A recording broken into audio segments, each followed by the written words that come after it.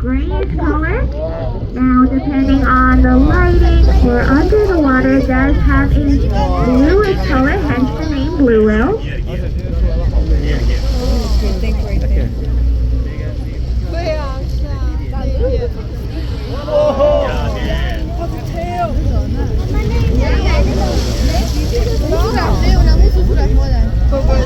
Now we're getting a good look at those blowholes as well. They do have 2 of them.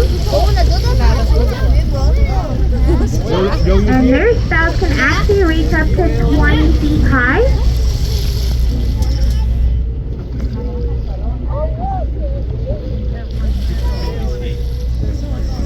And there it is again.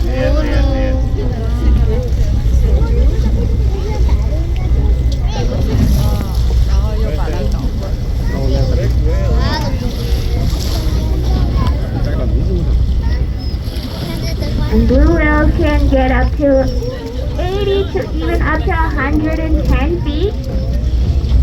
So just to give you another example, this boat is a little over 80 feet. So they can get much larger than this boat.